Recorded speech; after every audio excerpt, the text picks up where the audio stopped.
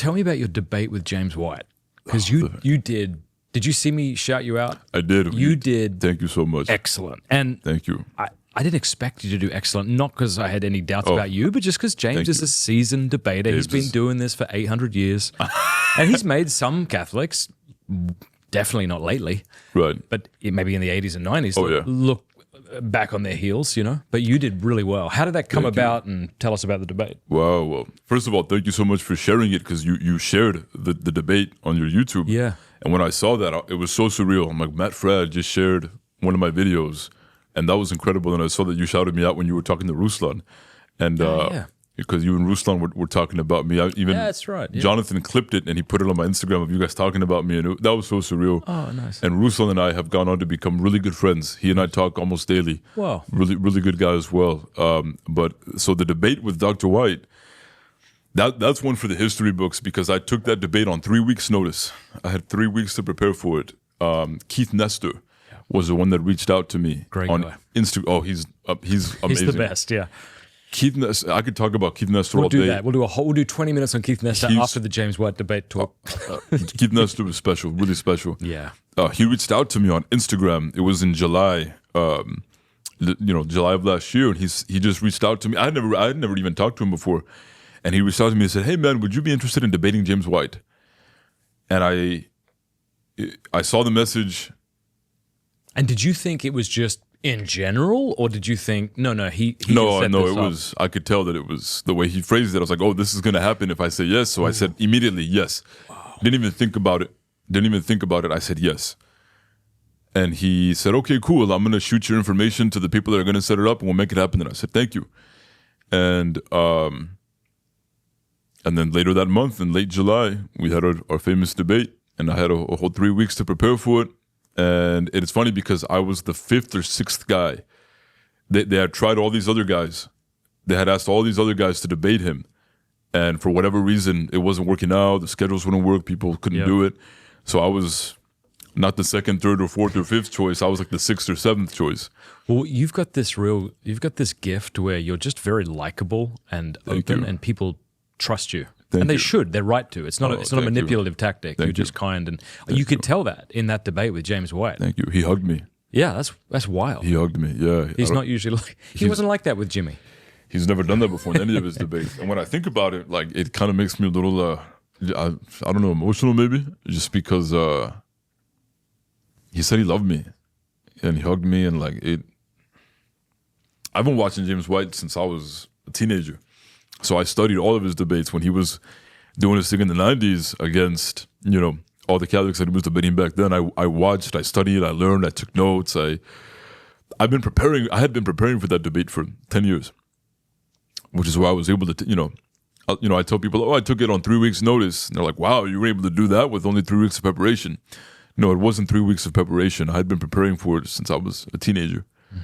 I first probably started listening to James White when I was like 18, I guess. So yeah, it was about 10 years. For those at home, what was the debate about, and what do you think he did well? What surprised you? Why did you ultimately win? Well, thank you. I appreciate you saying that. So the debate, it was actually two debates in one, because the thesis of the debate was Catholic authority versus sola scriptura. So we were actually having two debates. So he was trying to disprove Catholic authority and prove sola scriptura. I was trying to disprove sola scriptura and prove Catholic authority. When we set the debate up, I didn't want to do that thesis because I thought it was just a little too, it's really two debates. So I said, can we just pick one or the other? And the guy that was organizing was like, no, Dr. White would like to, spice it up. And I said, okay, I'm not in a position to be making the bands right now, and I can't let this opportunity pass me up. So I said, hey, I'll debate whatever he wants. He can pick anything that he wants and I'll do it. And, so even though I wasn't really a big fan of the thesis, I did what I had to do. And it's really funny because the people that set the debate up, again, they had gone through like 5-6 other guys, and everyone, for whatever reason, wasn't able to do it. So they didn't even know who I was. They were like, hey, look, man, we're only reaching out to you because Keith Nestor said that, he vouched for you. Yeah. And I could tell that they were very nervous, very, very nervous. Why? Because they thought that James White was going to decimate me. Was it a Catholic event? So it was a Catholic and a Protestant group that came together. I see. So it was the Catholic group that were nervous. And it was the Catholic side. He seems nice, but we don't know if he can handle James White. Yeah, the Catholic group was like, and I love them, and they're great guys out of Colorado. No, it's a completely understandable reaction. Oh, yeah, and I don't blame them. I don't blame them at all. Yeah, Inferno Men is what they're called, and they're amazing. They're amazing. One more time? What Inferno Men is what they're called. Gotcha. That's their Catholic apostolate. God bless them. They do great. They had a big conference back in November. They're going to be doing it again this November. They had all of these speakers come. I was part of it, and it was incredible. But anyway, going back to the debate and how it was set up, I could tell in my correspondence with them, I would talk to them over the phone. I actually wanted to debate Pope Francis. When they reached out to me and they said, "What do you want to debate?" And I said, "Tell Dr. White that I want to debate Pope Francis. Let's have a Pope Francis debate." That was what I proposed. And they were like, "Look, man, like," they were like, "No." They were like, if that's he said, if that's the thesis, our guys are not going to back it, and we're just not going to do it. Yeah, fair enough. They didn't want me to debate Pope Francis. Fair enough, because they don't want the Catholic position looking poor. Right. And they're afraid that you can't bring to the table. And maybe now they would, right? Maybe now they'd be open to it. But I think that's prudent, actually, on their part. Yeah, I would say it's prudent, and they had no reason to trust me or believe in me, but I told them, I was like, I promise you guys, if you let me I was like, Dr. White's debated all of these things. He's never debated, and he's always saying that he always says, no Catholic apologist wants to touch Francis with a 10-foot pole. Yep. So here I am raising my hand. Let me do it. I will do it. Please let me do it.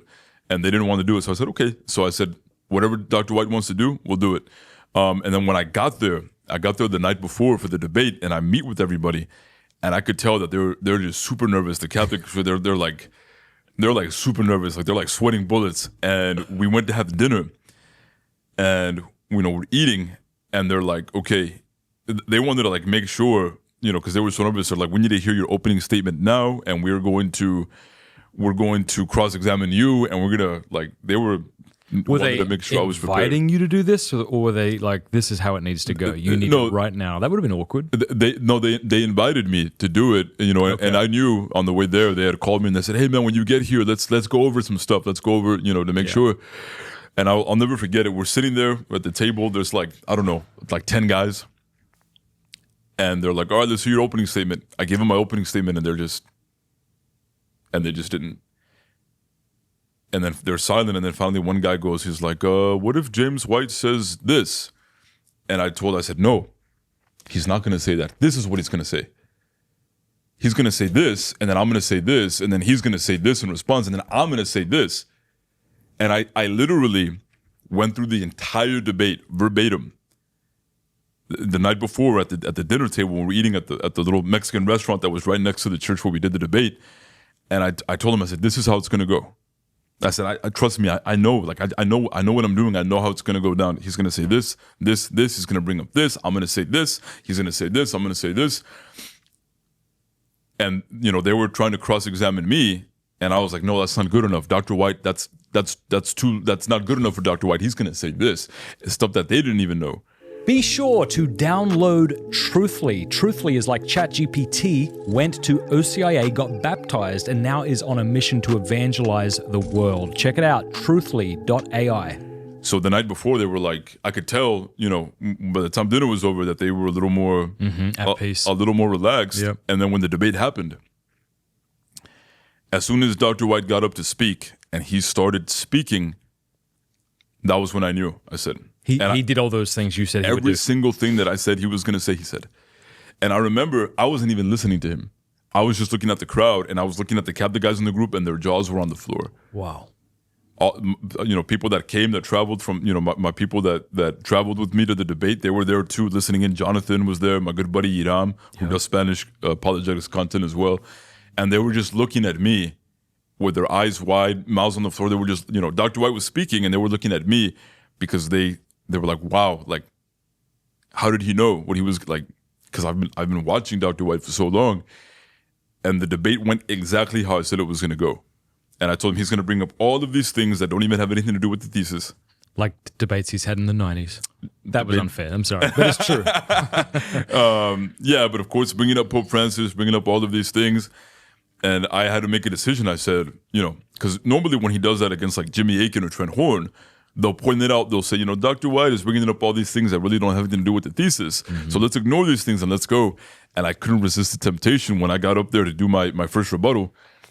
I was like, all right, I only got a short amount of time, so let's do this. So I answered every single thing that he said in his opening statement. I responded to all of it. And I responded to everything. And, I remember just looking out at the audience, and they were just like, everyone was just like jaws on the floor as well. It was very surreal for me. I was paying more attention to the audience than I was even him. It was really weird. I responded to everything, and I challenged him. I said, Dr. White, I challenge you to show me one magisterial statement from Pope Francis that has ever contradicted anything that the magisterium has promulgated in the last 2,000 years. And I told him, I said, I challenge you to do it, but you're not going to be able to do it because that doesn't exist. And he never brought it up again. So it was just so surreal. And the only reason that it went the way that it went is because that morning I went to confession, I received the Eucharist, and that was the only reason that it went that well. Just because of that. That was, God having mercy on me and maybe feeling sorry for me, like, oh, this kid is over, he doesn't know what he's doing. And he allowed me to go and receive the grace from the sacraments. And that's the only reason that it went the way that it did. And then Dr. White hugged me, said that he loved me. We met up. He was in Albuquerque a couple of weeks later and we had lunch. We're like friends. I like him. I think he likes me. And the crazy thing is that, most of the people that were there watching the debate, they were Protestants. And when Dr. White would get up to speak, I could tell who was Protestant and who wasn't Protestant. And the Protestants were, shaking their heads at Dr. White. And then, but then I went up to speak, and those very same people, at first they had their eyes wide open, jaws on the floor. And then the next time that I'd go up to speak, they started nodding their head with me. And they started. So it seemed like I was winning over his crowd. And I don't say it to brag or anything. I'm just saying, like, this is what other people confirmed to me, with people that, people that were telling me, they're like, Mo, did you feel the energy in the room? Like, the Catholics were looking at the non-Catholics in the room too, and they were like, they agree with you. And all of them came up to talk to me afterwards. And, how did that go? What kind of feedback did you get in person and online afterwards? It was 99% positive. 99% positive. If you look at the comments on the video, so here's another story about it too. The reason that debate happened, we did it at a Reformed Baptist church in Colorado. The reason that debate happened was because the pastor of that church became Catholic, and he left the church. So the new pastor that took his place, he had to kind of pick up the pieces of his church because the pastor left them for Catholicism. Wow. He became Catholic. God bless him. He had to pick up the pieces because the people were scandalized that their pastor left them to become Catholic. Mm-hmm. So he said, what I need to do is I need to get the biggest gun in town, James White, have him come here in front of my people, get any Catholic. He said, I don't care who it is, any Catholic, and just have James White destroy him in the debate, and that'll fix the problem, and nobody will think about leaving the Catholicism.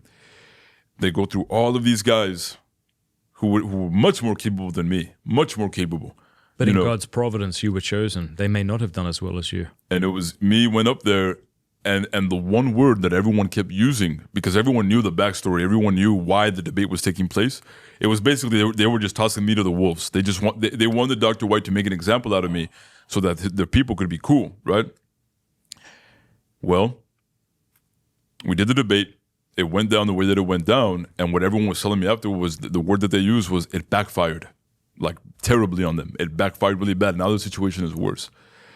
And so the crazy thing is that there's two versions of that debate online. Their version, the church's version, and then my version on my channel. In their version, they had to disable the comments because all of them, 99% of the comments were saying that I won, and they disabled the comments.